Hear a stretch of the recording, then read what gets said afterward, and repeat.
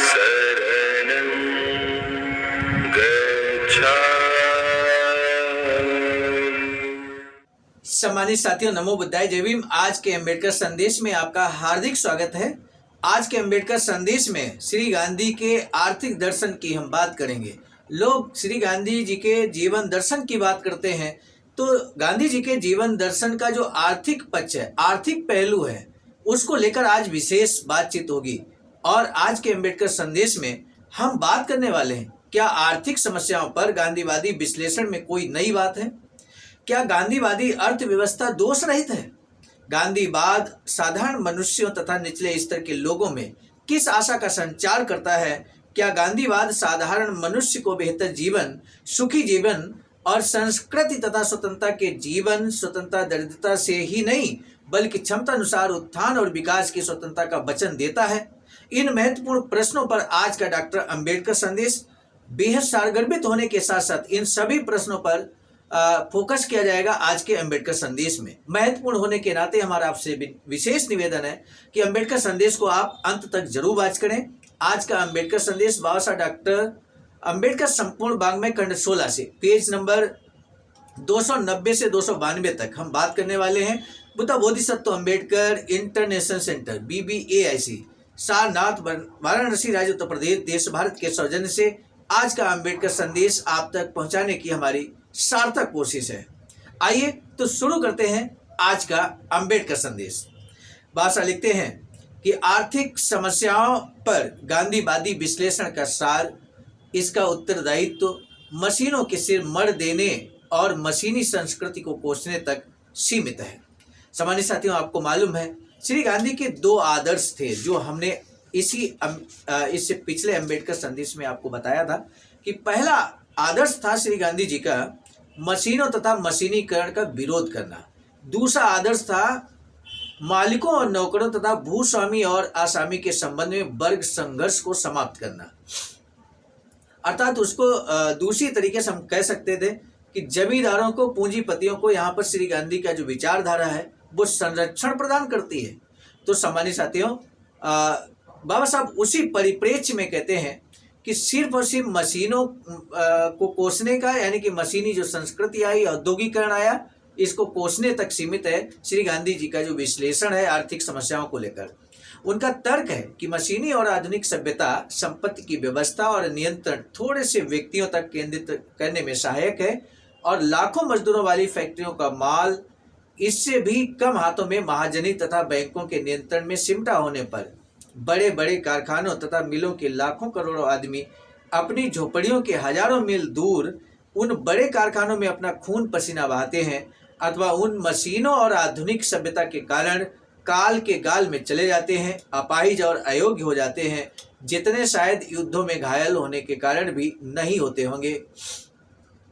बड़े बड़े शहरों के विकास से और वहां बड़े कारखानों की चिमनियों से निकले धुएं, गंदगी, मशीनों की आवाजें, गंदी हवा, सूरज की धूप की कमी, बाह्य जीवन, मैली कुचैली बस्तियां, अनाचार एवं अस्वाभाविक कारणों से परोक्ष अथवा अपरोक्ष रूप में उत्पन्न रोगों और शारीरिक अक्षमता के हौये खड़ा करने वाले गांधीवाद के सभी तर्क घिसे पिटे और पुराने तर्क हैं।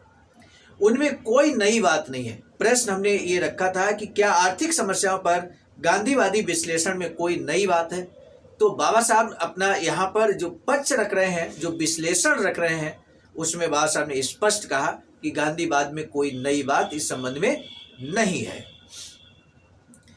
अब दूसरा प्रश्न जो हमने पूछा, क्या गांधीवादी अर्थव्यवस्था दोष रहित है? दूसरे प्रश्न पर आते हैं।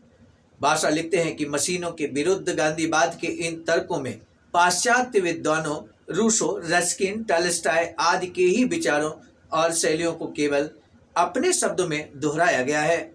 गांधीवाद में जिन विचारों को समाहित किया गया है वे विचार हमें आदिम युग की ओर ले जाते हैं।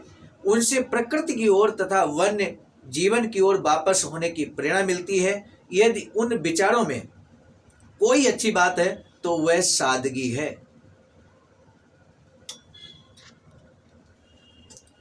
तो गांधीवादी जो विचारधारा है आर्थिक दृष्टिकोण को लेकर, उसमें अगर कोई अच्छी बात है तो बाबा साहब कहते हैं कि सादगी है। आगे भाषा लिखते हैं कि ऐसे साधारण विचार शाश्वत होते हैं। जो साधारण विचार हैं वो शाश्वत होते हैं और ऐसे सीधे साधे साधारण लोगों का बाहुल्य होता है जो उपदेश सुनने को मिल जाते हैं। इसमें कोई संदेह नहीं कि मनुष्यों की मूल प्रवृत्ति में व्यवहारिक ज्ञान भी होता है जो कभी अंधा नहीं होता। इसलिए प्रगतिशील समाज ऐसे विचारों को भला क्यों सिरोधार्य करेगा। जो प्रगतिशील समाज होगा, जो कुछ नया करना चाहता है, तो वो ऐसे विचारों का सिरोधार्य नहीं करेगा जहां पर आप औद्योगिकरण, नवीनीकरण, नगरीकरण का विरोध करते हो। इसीलिए बाबा साहब कहते हैं कि श्री गांधी के ये जो विचार हैं कि मशीनों तथा मशीनीकरण का विरोध कर रहे हैं श्री गांधी, तो उसमें जो आधुनिक व्यक्ति है, जो आगे बढ़ना चाहता है, वो ऐसे विचारों को क्यों सिरोधार्य करेगा, साधारण विचारों को। तब बाबा साहब लिखते हैं कि गांधीवाद का आर्थिक दर्शन व्यर्थ का दिवा स्वप्न है। ध्यान दीजिए सम्मानित साथियों, गांधीवाद का आर्थिक दर्शन व्यर्थ का दिवा स्वप्न है। ये बात बाबा साहब कहते हैं। माना जा सकता है कि मशीनरी और आधुनिक सभ्यता से बहुत दोष उत्पन्न हो गए हैं, परंतु ये दोष होना कोई तर्क नहीं है, क्योंकि बुराइयां मशीनों और आधुनिक सभ्यता के कारण नहीं है, बल्कि ऐसे गलत सामाजिक संगठन के कारण है जिससे व्यक्तिक संपत्ति और लाभ वृत्ति हावी हो गई है। यदि मशीनरी और आधुनिक सभ्यता से सभी लोगों को लाभ नहीं पहुंचा है तो मशीनों तथा आधुनिक सभ्यता को दोषी ठहराना उचित तरीका नहीं है। सही उपाय है सामाजिक ढांचे में उचित परिवर्तन करना, ताकि मशीनों से हुआ लाभ मुट्ठी भर व्यक्तियों के हाथों में ही सीमित न रहकर सर्वसाधारण तक पहुंच सके। गांधीवाद में साधारण मनुष्य को कोई आशा नहीं। गांधीवाद में साधारण मनुष्य को कोई आशा नहीं है। इनमें साधारण मनुष्य की पशुओं से तुलना की जाती है। गांधीवाद जो साधारण मनुष्य है उसको कोई यहाँ पर आशा नहीं है, क्योंकि साधारण मनुष्य की पशुओं से तुलना की जाती है गांधीवाद में। ऐसा बाबा साहब यहाँ लिखते हैं। सटीक विश्लेषण आगे बाबा साहब लिखते हैं, ये सच है कि पशुओं से मनुष्य का गहरा संबंध है। कुछ आवश्यकताएं उनमें समान है, जैसे आहार, निद्रा, भय, मैथुनम च, परंतु यह मानव के विशेष आचरण नहीं है। जो साधारण कार्य हैं वो जानवर भी करते हैं और मनुष्य भी करते हैं। ये मनुष्य का विशेष जो आचरण होना चाहिए, मनुष्यता का जो प्रतीक होना चाहिए, इंसानियत का प्रतीक होना चाहिए, वो यहाँ पर नहीं है। क्या? आहार यानी कि भोजन जानवर भी करता है, इंसान भी करता है। निद्रा, नींद मनुष्य भी लेता है, जानवर भी लेता है। भय जानवर को भी लगता है, इंसान को भी लगता है। और मैथुन क्रिया जानवर भी करते हैं, इंसान भी करता है। यानी कि ये जो चार यहाँ गुण बताए बाबा साहब ने, वो मनुष्य और जानवर में कॉमन है। तो आखिर मनुष्य में विशेष आचरण क्या है? इस बात को लेकर बाबा साहब कहते हैं कि मानव के विशेष गुण है बौद्धिकता। मानव के विशेष गुण है बौद्धिकता, जिसके कारण उसमें चिंतन, मनन और जिज्ञासा के भाव उत्पन्न होते हैं। वह ब्रह्मांड में सौंदर्य खोजता है, अपने जीवन का विकास करता है और जीवन के पश तत्व पर नियंत्रण करता है। यानी कि ये जितनी चीजें, आहार, निद्रा, भय, मैथुन, इन चीजों पर वो नियंत्रण करता है अगर मनुष्य है तो। बाबा साहब लिखते हैं, इस प्रकार चेतन जगत में मनुष्य का सर्वोच्च स्थान है। यदि ये सही है तो उसका निष्कर्ष क्या है? निष्कर्ष यह है कि पार्श्विक जीवन का लक्ष्य होता है शारीरिक आवश्यकताओं को प्राप्त करके ही संतुष्ट होना, परंतु मानव जीवन का लक्ष्य इतने से ही न संतुष्ट होकर निरंतर बढ़ते जाना, जब तक कि वह अपने मानस मंथन से मानवता के चरम लक्ष्य को न प्राप्त कर ले और उसका मानसिक उत्कर्ष न हो जाए। संक्षेप में यही कि मनुष्य, पशु और मानव के बीच अंतर संस्कृति की परिणति है। पशु जगत के लिए सभ्यता संभव नहीं, परंतु मानव के लिए नितांत आवश्यक है। इसीलिए प्रत्येक मनुष्य संस्कृति की छाया में जिए, प्रत्येक मनुष्य संस्कृति की छाया में जिए, जिसका अर्थ है भौतिक आवश्यकताओं की संतुष्टि से ऊपर उठकर मानव का मानसिक विकास। ऐसा कैसे हो सकता है? यानी कि व्यक्ति को भौतिक आवश्यकताओं की जो संतुष्टि है उससे ऊपर जीना है, ऊपर उठकर मानव का जो मानसिक विकास है, कैसे मानसिक विकास होगा? बौद्धिकता किस तरह से हम अपने में समाहित कर सकते हैं?